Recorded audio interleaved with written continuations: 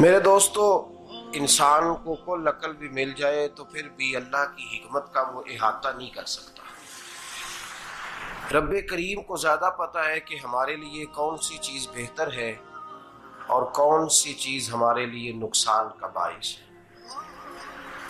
اللہ تبارک و تعالی کی حکمت یہ چاہتی ہے کہ میرے بندے پریشان نہ ہوں۔ رب یہ چاہتا ہے کہ میرے بندے کسی جگہ پہ بھی دقت اور پریشانی کا شکار نہ ہو، تو اللہ تبارک و تعالی نے راہ اعتدال اختیار کرنے کا حکم ارشاد فرمایا کہ تم اعتدال کے رستوں پہ چلو، معتدل زندگی گزارو، افراط و تفریط سے بچو۔ آج جس معاشرے میں ہم وقت گزار رہے ہیں، اس معاشرے میں ہم اس بات کو سمجھنے سے قاصر ہیں کہ اصل ہمارا مسئلہ کیا ہے۔ ہمارا اصل جو مسئلہ ہے اس کی شناخت ہمیں کیسے ہوگی اور ہم پھر اس تک رسائی کس انداز میں حاصل کر پائیں۔ ہم ہمیشہ اپنی آمدن بڑھانے کے چکر میں رہتے ہیں، ایک کام اور شروع کر لیں، پارٹ ٹائم جاب شروع کر لیں، کوئی سائیڈ بزنس اس کا آغاز کر لیں۔ ہماری جو دوڑ لگی ہوئی ہے وہ لگی ہے کام بڑھانے میں، آمدن بڑھانے میں، حالانکہ اسلام ہمیں یہ کہتا ہے کہ تو آمدن بڑھانے کے چکر میں نہ پڑ، اصل بات یہ ہے کہ تو اپنے خرچے کنٹرول کر۔ تنگ انسان وہ نہیں ہوتا جس کی آمدن تھوڑی ہوتی ہے، یہ توجہ کیجیے گا میری بات، یہ قیمتی بات ہے اور گفتگو ساری کا لب لباب ہے۔ تنگ بندہ وہ نہیں ہوتا جس کی آمدن تھوڑی ہوتی ہے، اصل پریشان وہ ہوتا ہے جس کے خرچے زیادہ ہوتے ہیں۔ اور ہمارا جو روزمرہ کا نقصان ہو رہا ہے نا، وہ آمدن کے معاملات میں نہیں ہو رہا۔ بنیادی نقص جو واقعہ ہو رہا ہے وہ یہ ہے کہ ہمارے اخراجات زیادہ ہیں، اور وہ اخراجات کسی اور نے نہیں بڑھائے، وہ خرچے ہم نے خود بڑھا لیے ہیں اور اب ہمیں اس کا نقصان بھگتنا پڑ رہا ہے۔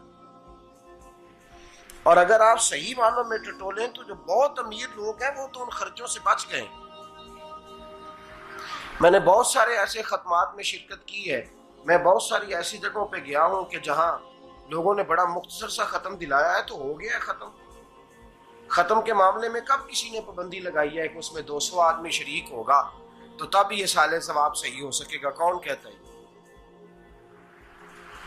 یا شادی کے موقع پر اگر سارے بہن بھائیوں کو نہ بلایا گیا تو میری شادی پایہ تکمیل تک نہیں پہنچے گی، اس میں برکت نہیں ہوگی، یہ کس نے فتویٰ دیا ہے؟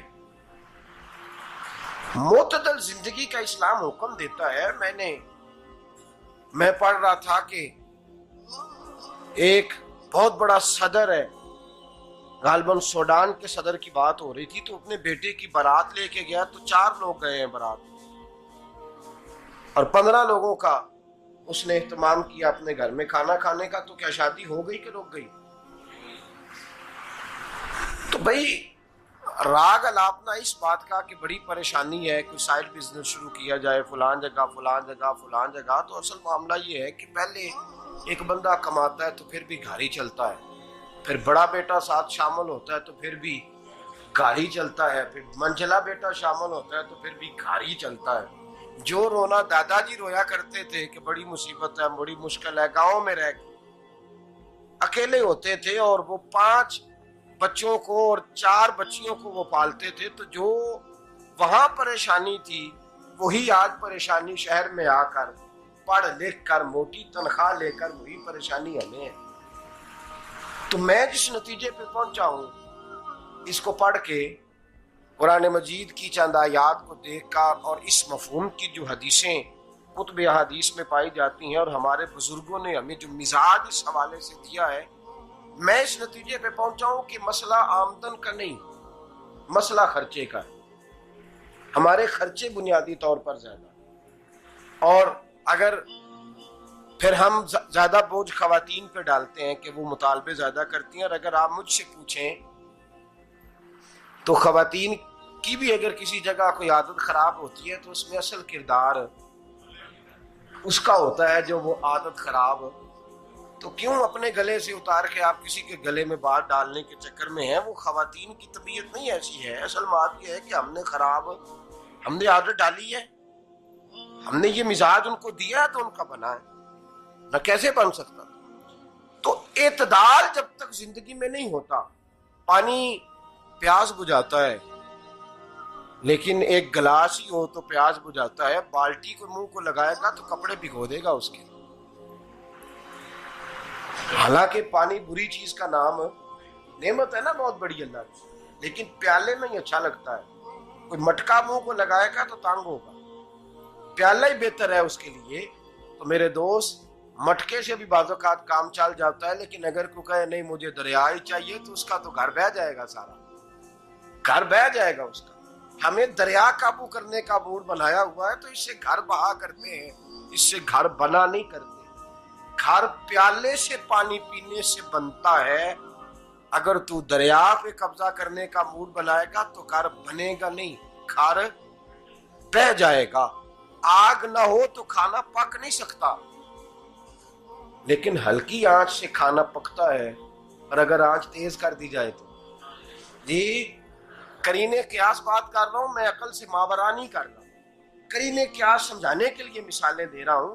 ہلکی آنچ پہ کھانا پک جاتا ہے اور آگ تیز ہو تو کھانا جل جاتا ہے. تو کھانا اتنی دیر کھانے کے قابل رہتا ہے جب تک وہ ہلکی آنچ پہ پکتا ہے. تو جتنی مرضی تو کہتا ہے نہیں میرا گزارے نہیں، آگ تیز ہونی چاہیے، تو میاں جل جائے گا، جل جائے گا. ہوا نہ ملے تو سانس نہیں آتی، ٹھیک ہے؟ آکسیجن نہ ہو تو سانس ہے، ہوا نہ چلے تو گزارا نہیں ہوتا. لیکن اگر تیز جلے نا،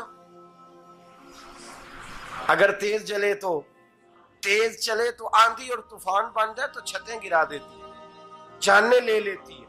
ہم ہیں طوفان کے چکر میں، ہم ہیں دریا کے چکر میں، ہم ہیں بڑے لاؤ کے چکر میں. تو میاں ہلکی آنچ ہی اچھی ہے، یاد رکھ. اور ایک گلاس پانی کا اعتدال سے ملتا رہے تو وہی ملتا رہے، ضرورت کے وقت وہی بہتر ہے. تو پورے دریا پہ قبضہ کرنے کا پروگرام نہ بنا، تانگ ہو جائے گا. اور میرے عزیز یاد رکھ، ہوا سانس لینے کے مطابق ملے تو وہی اچھی ہے، جو سانس بند کرنے پہ آ جائے وہ ہوا اچھی. ہم نے چکر چلا لیا ہے کہ زیادہ پیسہ، راتوں رات پیسہ، لمبا پیسہ، یہ پلاٹ بھی میرا، وہ پلاٹ بھی میرا، گجرانوالا بھی، گجرات بھی، لالا موسیٰ کھاری اور پنڈی تک جہاں میں جاؤں میرے نام کی تختیاں لگی ہوئی ہونی چاہیے. اسلام منع